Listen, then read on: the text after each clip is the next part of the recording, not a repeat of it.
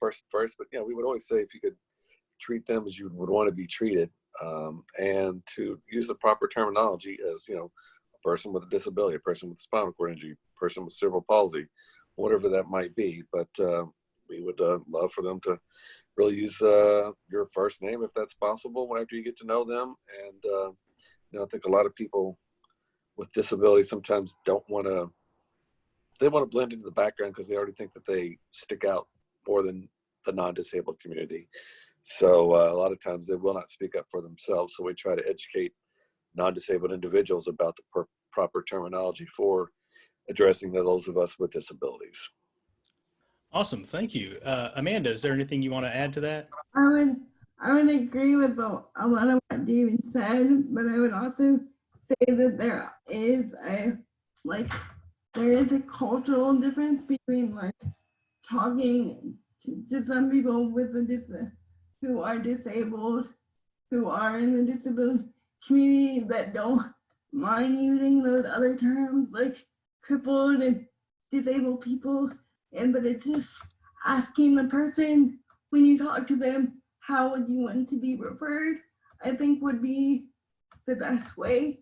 But if you're not disabled, I would go with people with disabilities. Does that make sense?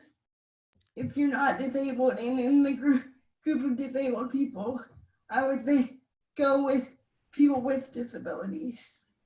Absolutely. That's sort of the default term when we're talking about it in this kind of context. Amy, I want to see, I don't know if you'll have anything to add on that, or if you want to move on to the next question, which is how COVID-19 is impacting service providers. So do you want to speak on that? Sure, I'd be happy to.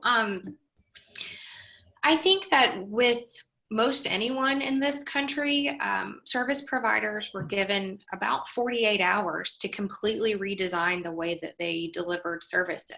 And I'll tell you, through Kentucky's waiver, there is a pretty large slate of services an individual can receive, whether that be certain therapies or residential or a different set of community-based services.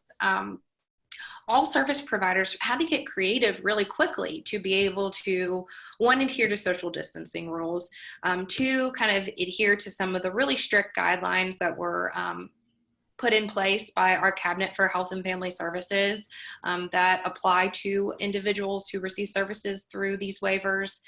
And three, they really had to implement, in a lot of cases, telehealth pretty quickly when they didn't have much experience doing that or necessarily the equipment to do that. So it's been a learning process, and it's been, frankly, a lot of providers have had to completely close down because their services can't be delivered via telehealth or can't be delivered.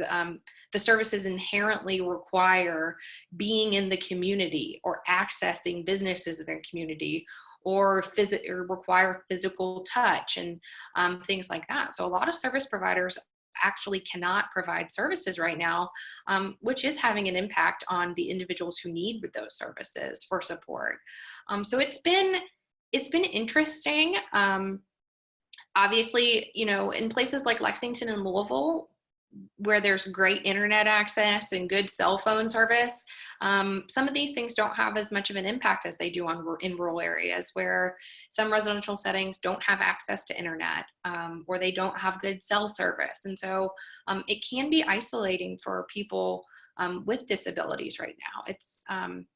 It's challenging, to say the least. And we'll talk about some of the kind of specific groups within that.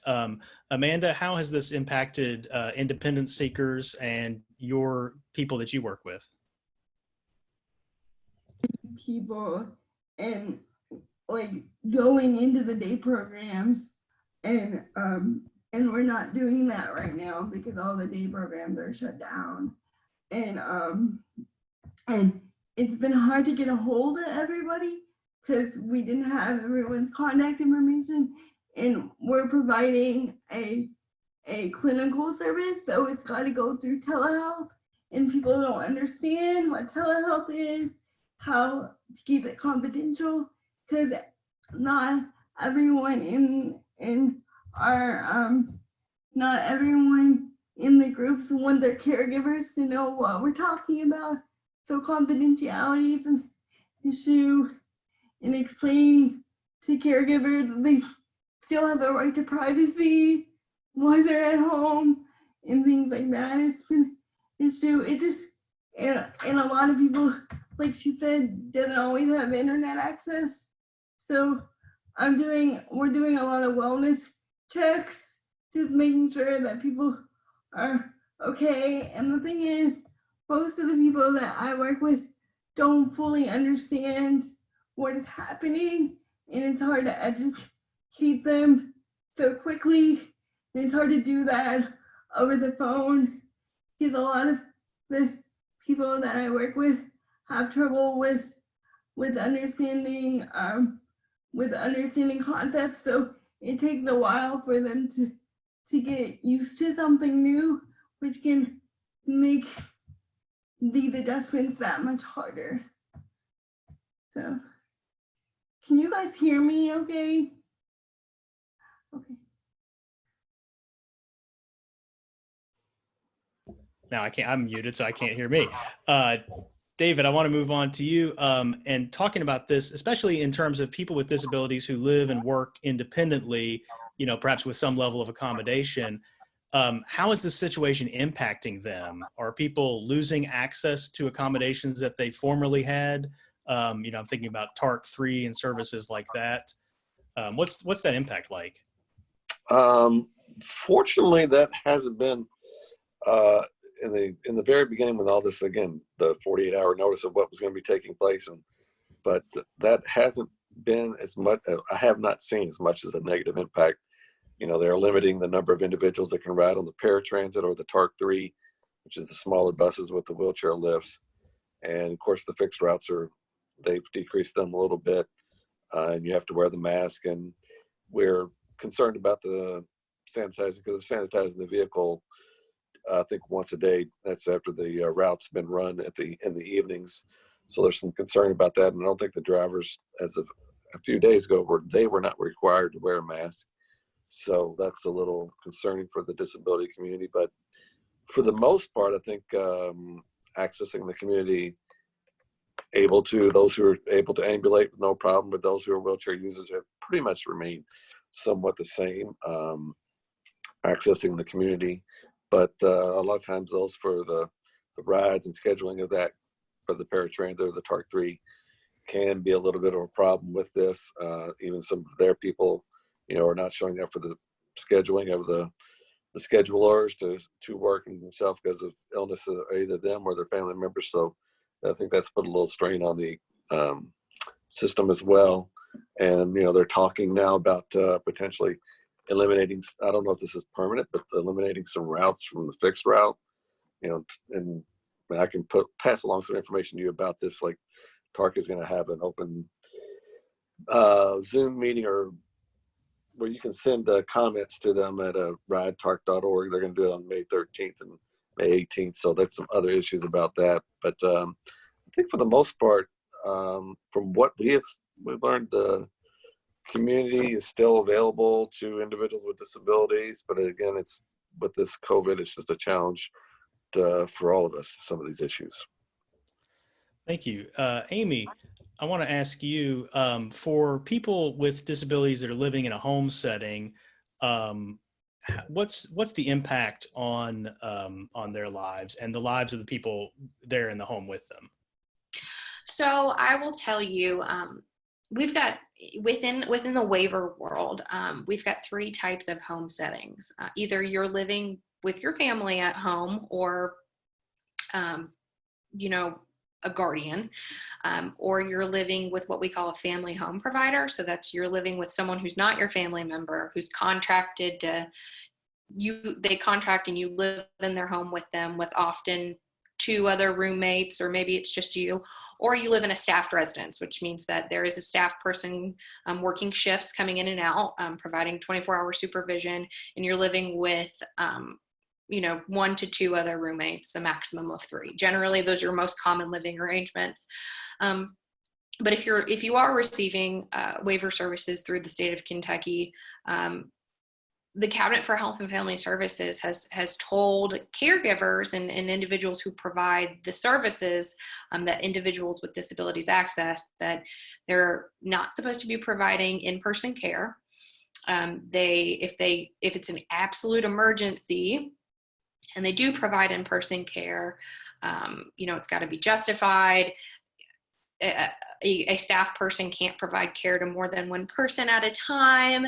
And so I'll tell you, it's becoming, there's a pretty well documented shortage of what we call direct support professionals. So they're the individuals who are providing, the one-to-one in-person community-based care. And it's becoming increasingly difficult for, I'd say, people who receive waiver services to get the services they need in a way that's compliant with all the social distancing rules. And just to kind of bounce off what David was talking about with transportation in rural areas in this state where we have transportation brokers and things like that, individuals with disabilities are having a really hard time accessing transportation to get to the places they need, if they're even allowed to go to those places at all. So it's, I would say in my experience, access to the community has been limited. And let me ask you this, and this might, I don't know if you can speak on this or not. Do you think, should those services be considered essential? Should we be shutting down these service providers and things like that? Or do you have any thoughts on that? So there are different schools of thoughts on this. On the one hand, you have to balance, the need to the public health need, and certainly that is very important to prevent the spread of COVID-19. Unfortunately, the nature of these services is that you often have service providers who travel around from place to place and helping an individual here in this home, and then helping an individual in this setting, and things like that. And it's very difficult. I'm not a public health expert, so it's very difficult to limit the spread when we're talking about these services. But I will say that, if you are an individual with a disability who previously, relied upon someone giving you some level of support for whatever service that is, you may not now be receiving that, and that could be causing problems. And I think that people with disabilities we've seen over the past, at least is what's been reported to me, is we've seen an increase in behaviors, or what we call critical incidents, because individuals are tired of being at home all the time when they're used to a routine of going to a day training or going to their job, or whatever sort of day or community-based activity they participated in previously. Thank you. Amanda, I wanted to ask you about the last couple of things we've been talking about, but especially about, you mentioned this, the transition for people. How important is that routine, and how big is this disruption? Well, I want to speak to some of what she was talking about, because I do receive the waiver. I'm a waiver participant. And I receive the waiver through a participant directed service. So I get to choose who gets to come into my home, take care of me, and doing the things that my staff has to do to help me every day. There is no social distancing because they have to help me do my basic care needs. Like there's no such thing as social distancing. So like providers and other places has to limit where those people can go, or we're at risk to get the virus, because people with disabilities are just at higher risk, because we have health conditions that make it harder, that make us more vulnerable, and then we have to be around people to get care. And I think that is important. And with during the day where people go into these day programs, and I've worked at 5 different day programs in Louisville, and it is very hard for people to socially distance in these day programs. But I also understand how people are frustrated with staying at home, and so there's no good option here, for people. And so I think it gives us an opportunity to imagine something different within these day service programs that may be a little different than what we expected. Because what these day programs are, they're just other forms of they help people with disabilities. People are around a lot of people. They look like schools almost, where people go in and they do day treatment every day, and it's hard to keep people with disabilities be socially distant because they may not understand the concept of being socially distant to begin with. So those are, I can see where all the options, it's just a very hard balance to find, of how to keep people safe and how to help people's mental health at the same time. So is that. Yeah, thank you very much. David, do you have anything you want to share on these topics? I'll try to. Yes, I mean, even before this COVID-19, trying to find a reliable assistance, as Amanda said, to give you some very personal care was a challenge. And then you throw in the COVID-19 and being around other individuals, that again, you have comorbidities and underlying health conditions with your disabilities, and you have to be very careful, but you're reliant on other individuals to get you out of bed, to do your basic hygiene, whatever it may be, bowel, bladder, all that stuff. Even before, it was a challenge for a lot of people, even in Louisville, where the largest city, to find reliable help that would come in when you want it and everything like that, and on your schedule, and then be able to pay them. And now you got the COVID-19, so it just throws a whole nother wrench into an already exasperating situation for people with disabilities. So, and for a lot of individuals with intellectual and developmental disabilities or autism, routine is very important to them.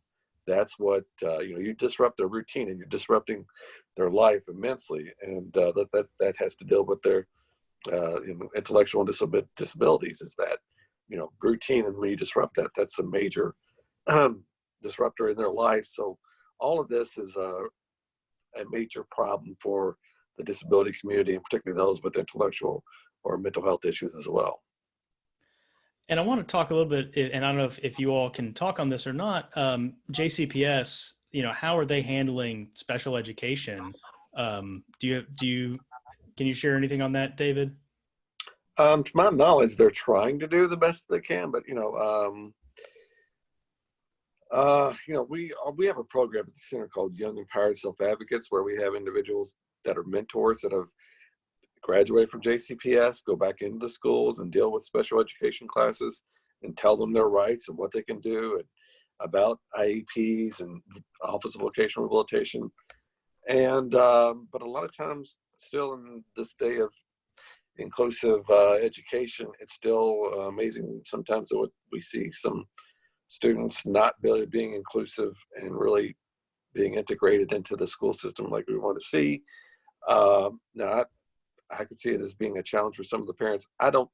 Unfortunately, I don't deal directly with that. There's a woman that we deal with that does much more knowledge with that. I was never in touch with her before this, but I can see that as being a challenge for some of those parents dealing with some of the situations at home and trying to get some of the lessons plans. But I've not heard of any major disruptors, but again, I'm not the specialist that we have that I could have done that.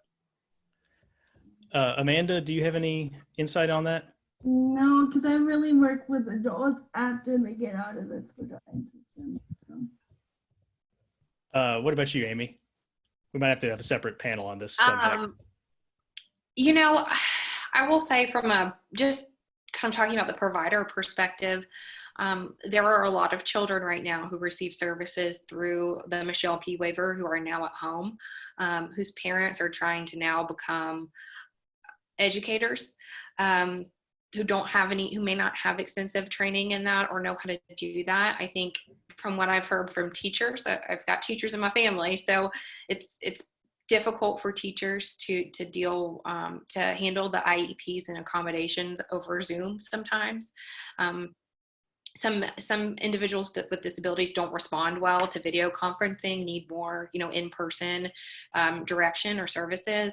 And I'll tell you that right now, our DSPs are, some children receive services called CLS, community living supports, and their care workers or DSPs aren't permitted to bill for helping them with homework and things like that. So that's challenging. I would say that would probably be challenging as well for families.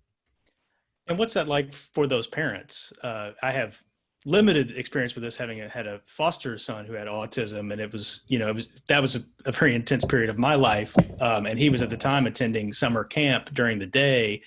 And I'm just imagining what that's like for a parent that's flipped 100%, where you're now 24/7 the caretaker. Do you have any thoughts on that, Amy? I would say that it's incredibly stressful. I think I've heard from a lot of care providers that parents are really sort of begging for help. But unfortunately, our care providers have been very limited in what the help that they can provide right now, in the ways that they are able to help. So it's a difficult situation. And I think that these parents, their children receive waiver services for a reason. They've demonstrated that they need additional help and support. And it's incredibly difficult, I think, for everyone involved. Amanda, is that something that you're seeing with any of your clients? I know you're dealing with adults, but if they're suddenly with their caretaker 24/7, is that a change for everybody? Yeah, I think so. And for sure. And I think what can also happen is abuse and neglect, because they're always together, and it's a very stressful situation, and everyone's stressed out, which can lead to abuse and neglect.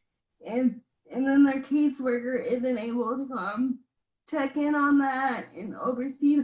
I mean, the caseworker can check in on you on Zoom, but it's not the same as going to your home or to your provider day program or whatever to check on you. And because that providing time, that time that they're at that they might be in the day program, is a respite for the parent or a respite for the provider. So there's no break time for everyone involved, but that's happening everywhere because parents are like able-bodied parents are with their kids, but it makes it worse when you're a person with, have a child with a disability. It can assume, or just as a person with a disability with your caregiver being there all the time could just be stressful, and you don't have an outlet to talk to anyone else. So that's why doing mental health care is so important for people. Absolutely. And I want to start with you on this next question. I don't know if it'll be your area or not. But we do know that people living in crowded facilities like nursing homes and prisons are at higher risk for COVID. Yeah. And there's a lot of people with disabilities who are in similar settings. What's the situation for them right now? Right now, the biggest producer of mental health care right now is our prison system for people who have mental illnesses in our prison system. So that tells you that we need to relook at how we do mental health care in the country. But in Kentucky, I'm not really sure what those numbers are. Probably David would have a better understanding of that. Maybe. David, do you have a better understanding of the number of in our for people with disabilities in long-term care facilities and things like that? And I don't want to use the word institutionalized. I know that's not the proper word, but for people who are, I don't have the exact number, but there are large number of individuals that are in a congregate setting, sometimes with disabilities, and that can be, as we've seen, a country nationwide, that's a breeding ground, unfortunately, for COVID-19, is these people that share close quarters with each other. And that just kind of goes back to the point that at the Center for Accessible Living, we're about community living. If we took some of these individuals that were in institutions, and a lot of times we feel they're unrightly so, and put them in the community-based settings, it's a better quality of life for first and foremost, but it's also economically wise for the state. You pay about $15,000 for the personal care attendant program and some other waiver services a year versus $45,000 a year for a semi-private room and $68,000 a year for a private room in a nursing home. And you talk about Central State or Eastern State or Wendell Foster Home, and you're looking at about $165,000 a year for one individual, where you can serve maybe 10 individuals in the community for that cost. So, you know, we would really love to see, like basically right now, 80% of Medicaid long-term care dollars are spent on institutions or nursing homes, and only 20% on community-based services. And that's woefully unbalanced and not geared towards individuals with disabilities. And if we reverse that, we create jobs for people who could assist these individuals in the community, create a better quality of life, and have a lot more money to go further for serving people with disabilities and potentially other services. So yeah, we need to move away from the congregate settings. Yeah, for sure. And sometimes the day programs are set up in that are crowded as well. So I think day programs need to be better funded, so we can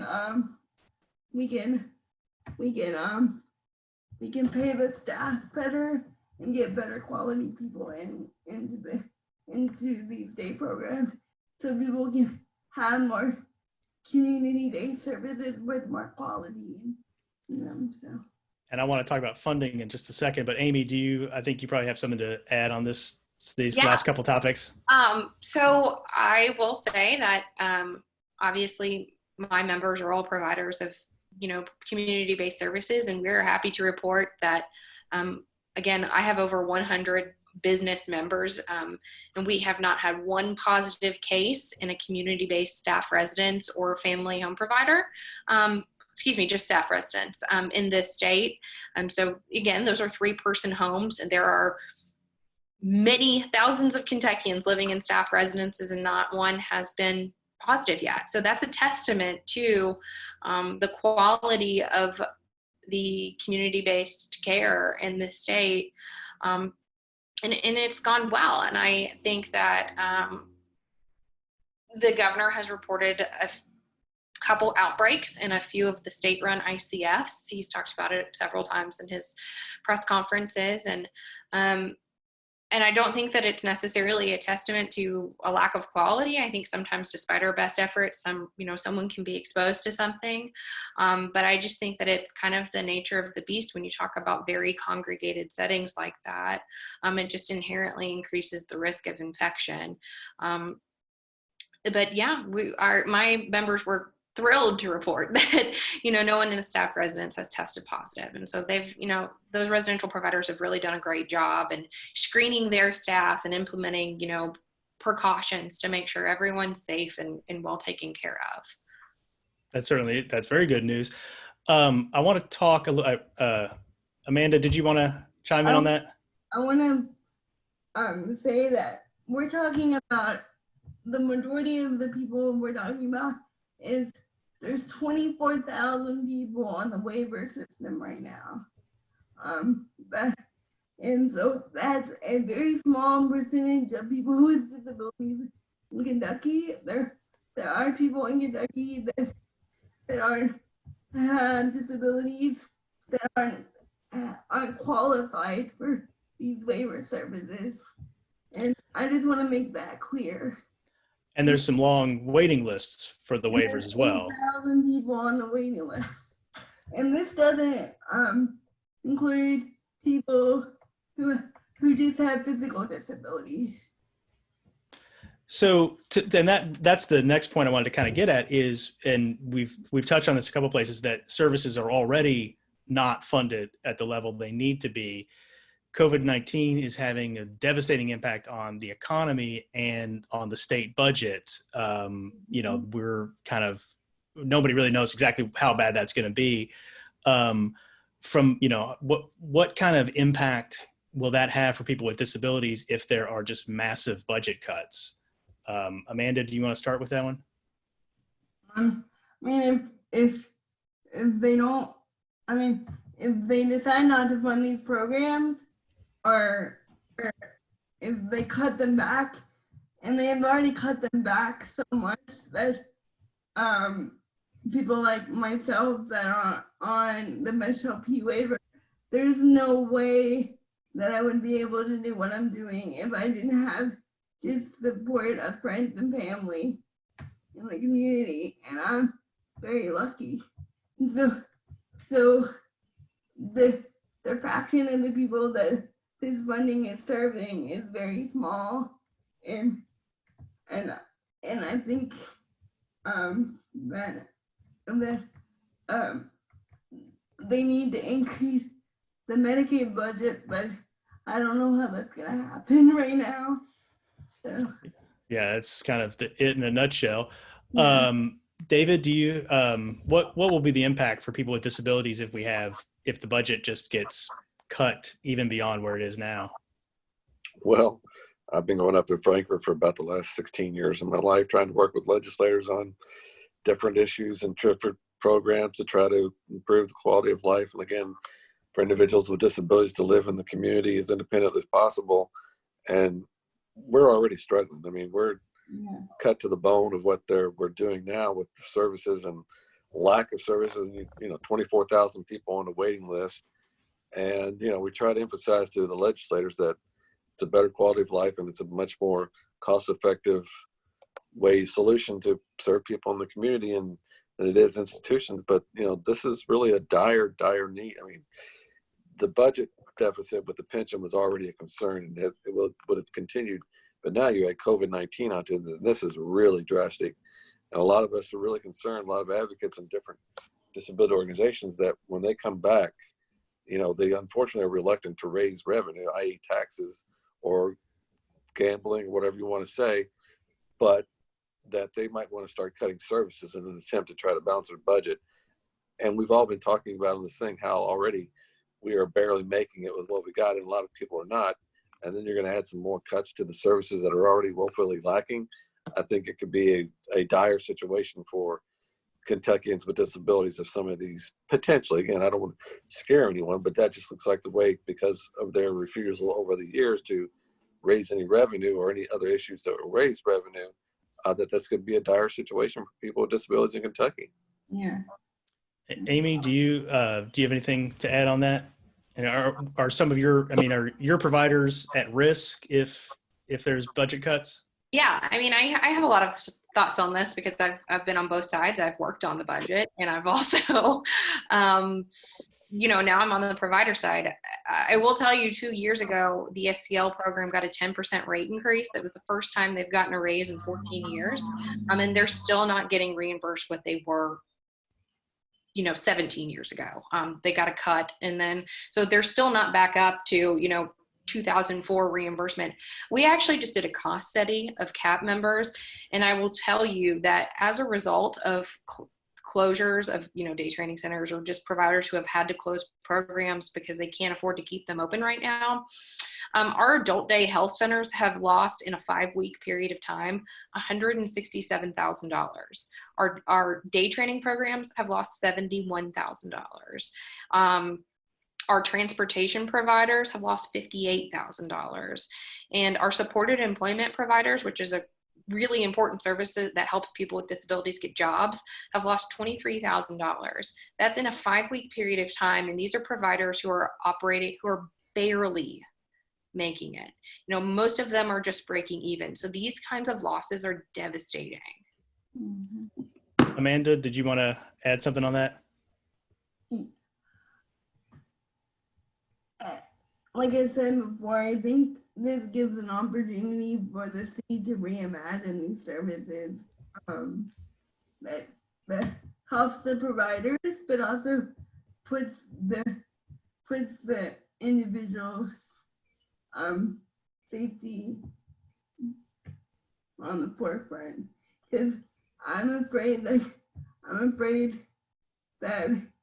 that that COVID-19 will get in the waiver system when it starts to reopen, and if it gets in 1-day program, it's likely to get in all the day programs, especially here on Louisville, because they all take the same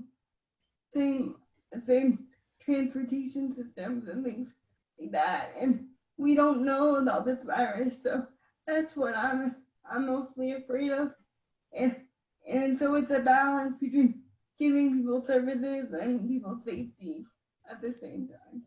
Absolutely. I think we're going to have to reimagine a whole lot of things when we come out of this. To close up this discussion, I kind of want to talk about what we, at the beginning, we were talking about language and putting, putting the person at the center. And I want to talk about just a little bit about people with disabilities. And, we were talking about this a little bit before we started, how your right for choice is taken away. A lot of times people, when they're making these big decisions or sweeping statements about policies, I think there's a tendency for folks with disabilities, especially intellectual and developmental disabilities, to be assumed not to be able to make their own choices. Amanda, have you had an experience like that through this? When my mom's one of the providers for the state, and when she told me that they told every provider in the state that no one with a disability could ever go back to the grocery store that's on the Medicaid waivers, I was like, that doesn't sound right. I have my own guardianship. Why can't I make that decision for myself? And if I do it properly, then why can't I do that myself? And so that kind of stuff does it bothers me, because people with disabilities fight for autonomy all the time. It wasn't so great before this crisis, and I don't want it to get worse for people. So, and while we're on this, what's your experience like as an LGBTQ person with a disability? I was talking to, I have a group of LGBT friends that meet up every Sunday for Sunday dinner, and we can't do that right now, and so we're just kind of stuck, and there's a lot of people in the LGBT community that are stuck at homes with people that don't particularly agree with their lifestyle, but they have to be there because those are the people that take care of them and their families, and so they're kind of stuck. And people who are trans that are disabled are finding it really hard to find the right medication and the right hormones to get during this crisis. So those are mainly just the social isolation is just compacted right now for us. David, on that question, in terms of people with disabilities and sort of their agency and ability to make choices for themselves, how is the situation affecting that? I think there's always been a challenge for people with disabilities. There's a misperception or a perception that people with disabilities aren't able to make their own decisions or not up to it intellectually. A lot of times, even if you have a physical disability, there's a perceived notion that we don't know how to care for ourselves or speak up for ourselves. And a lot of times that's ingrained from us from the very beginning sometimes, particularly if a lot of you are born with a disability. Sometimes older parents are, a little more protective and don't let the child or young adult actually get out and make some decisions on their own. So sometimes there's a misperception, and unfortunately that's the way it does go. But it's a challenge always for the disability community to be recognized. Or as a person myself with a disability, sometimes when I was younger, they would ask, my father, what does he want when ordering a meal? What does he want? Well, I'm right here. I can tell you what I'd like to eat. but there's a misperception that we don't, have a voice of our own, or because we have a disability that intellectual wise, we can't, speak for ourselves. But that's is always a barrier and hurdle that we will continue to face but I think it's improving a lot with the inclusive education, and a lot of younger people are really now experienced schools, 12 years of schools with people with disabilities. And like myself, when I was one of 2 people with disabilities in, my high school. So it's changed a little bit, but there's still those preconceived notions and biases that we're going to have to break down and continue to always work on that issue. So it's not going to go away, but hopefully it will get a little bit better. And when we see people in media, you see people in commercials with disabilities, you see more people in movies. Unfortunately, a lot of times those people in those roles are people who don't have a disability that are portrayed people with disabilities. So we work on that all the time to try to get persons with a disability playing that position. So it's always going to be a challenge to continue to be there, but I think it has it's alleviated a little bit.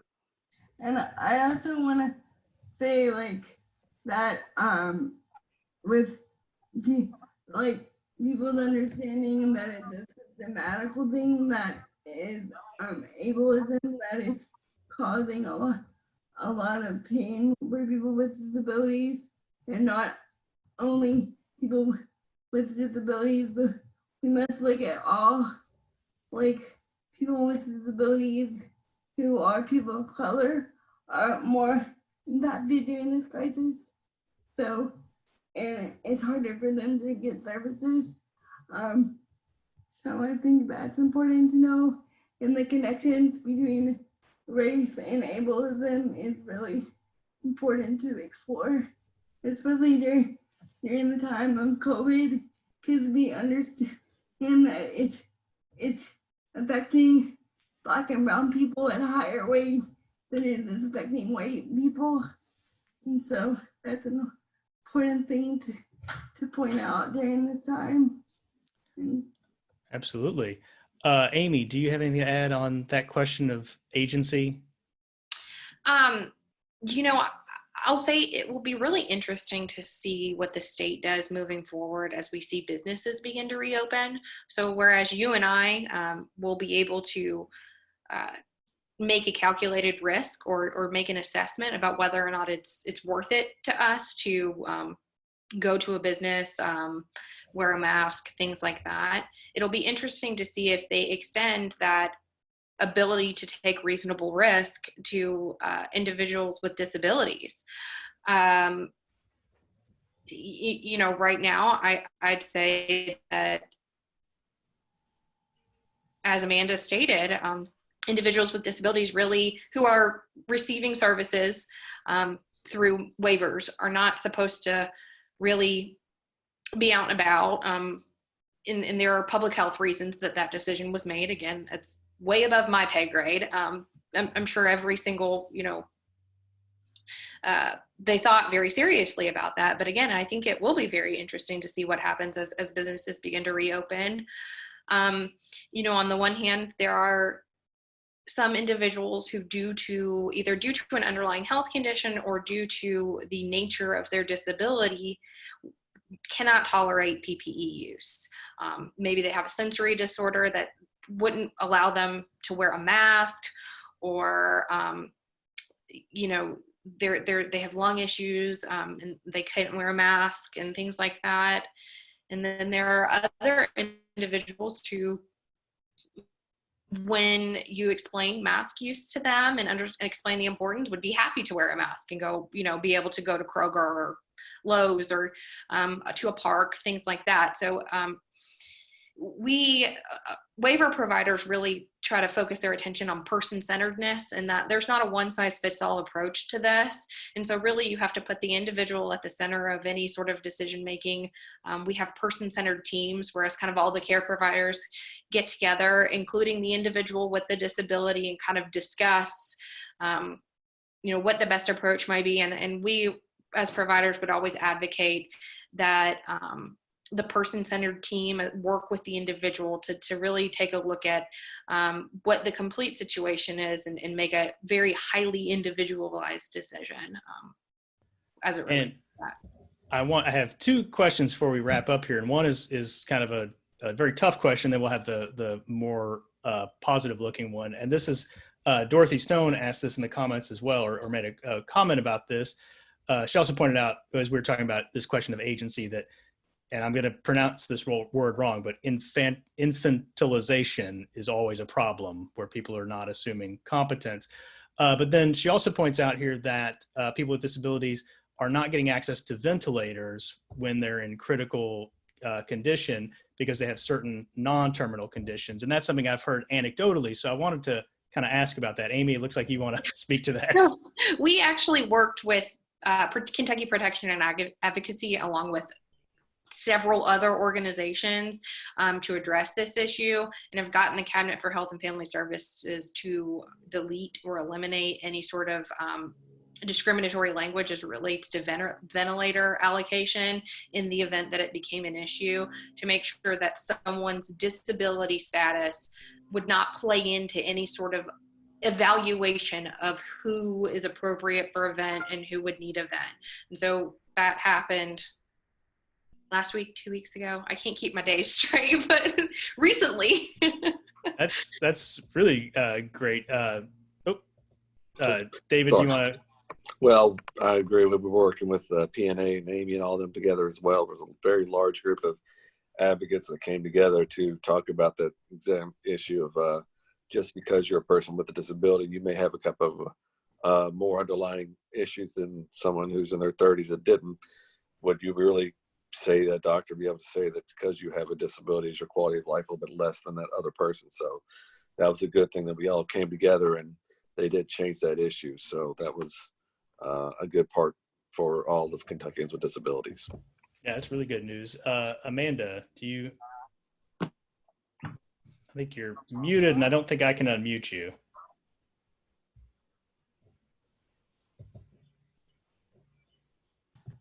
There you go. I agree with what they were saying with the statement and everything, and the work that I've done on like a more national level with that organizer that I've worked with.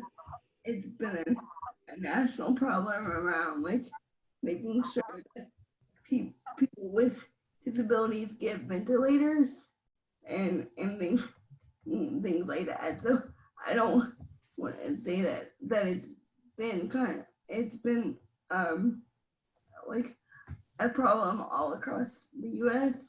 that people with disabilities have been concerned about. Well, it's important that's why we have advocacy groups like the folks that are on this call to stand up, when those sorts of those discussions are being made and correct those things. Yes. My last question for you all is, what can people do? Well, sort of two parts. If people are in need of help, are there resources that they can get? And then what can people do to help? Is there something that folks can do to help out in this situation? David, do you want to start off with that one? Sure. I think listening to the 4 o'clock calls on Mondays that you all put on would be very beneficial for individuals in the Louisville area to be able to take advantage of. I think, again, in this unusual times, one of the most important things that we were been stressing before all this was the importance of voting.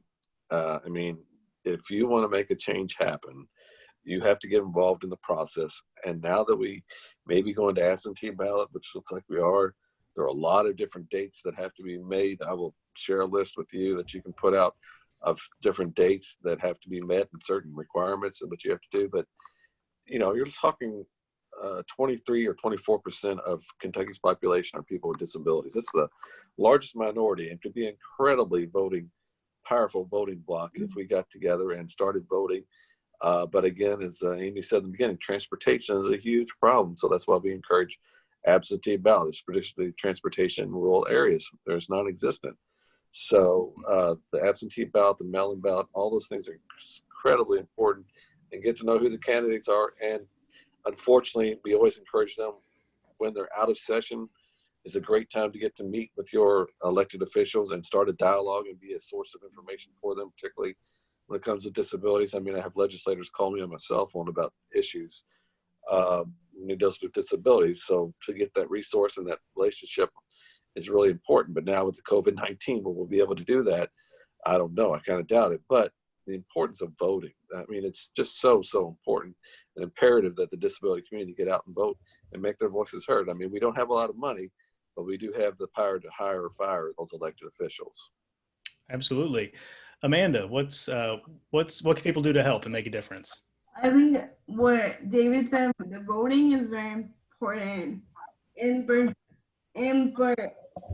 another thing that I think is important is for parents to understand how, like the parents to understand decision, supportive decision making for their child and things like that as they get older, to help them make decisions about their own life, because we're all about self-determination and people being advocates for themselves. And so at first about just educating the community as a whole that this population even exists, is part of it. And then helping people learn vote that don't normally vote. It's going to be really hard for people to vote. A lot of people don't even know if they have the right to vote because they don't always have their guardianship, and so it's very complicated to help this particular group of people with disabilities to learn about their rights around political activism and advocacy. Thank you. Amy, anything people can do to help, people can do to make change, or if people are in need of resources, where can they go? Two things. I think number one, and the governor talks about this every day, is fill out your census. Kentucky, again, the funding for these programs for individuals with disabilities is 100% Medicaid. Our state, the state of Kentucky gets allocated funding from the federal government based on our population and a number of other factors, and they specifically derive that data from the census. So if we want more Medicaid funding for people with disabilities, we all need to fill out our census. That includes individuals with disabilities, also need to fill out their census and need to be supported in getting that done. Protection and Advocacy has done a big campaign about that as well. I would say that if you are a person with a disability and are having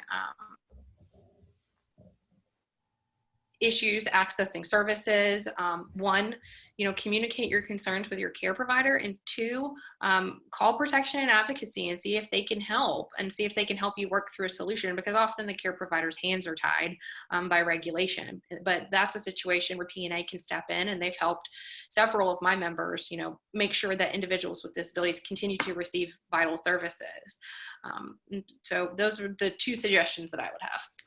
Well, thank you all three for joining us for this conversation on how COVID-19 is impacting people with disabilities. We have Amy Stade from the Kentucky Association of Private Providers, Amanda Stahl from the Independent Seekers Project, and David Allgood from the Center for Accessible Living. And we've talked about a couple of references and resources and things like that and websites. We'll try to make sure we get those up on our Facebook page and at LouisvillePride.com. Shortly after this. We'll be back Tuesday and Thursday next week at 1 o'clock with more community conversations. I want to get voting in on one of these in the next couple to talk about how people get their absentee ballots and all that and when the new election is and all of that sort of stuff. And then Friday night, tomorrow at 8, we've got our digital drag show raising money for Louisville Pride Foundation and the One Louisville COVID-19 Relief Fund. And then David mentioned we do a conference call every Monday at 4 to share information and resources related to LGBT organizations, but also the entire community related to COVID-19, and just sort of trying to figure out what people can do to help, how people can find help. And that's been a really good exchange of resources. And we broadcast a portion of that on Facebook Live, so you can kind of chime in and ask questions or tune in and get updates from people. And I'd like to thank our sponsors that make Digital Pride possible: United Auto Workers Local 862, Norton Healthcare, Connolly Law Offices, Caperton Realty, Evo Mortgage, the Fairness Campaign, and Heine Brothers Coffee. So thank you all for joining us today, and we'll see you next time. Bye now. Thank you. Have a good one. Right.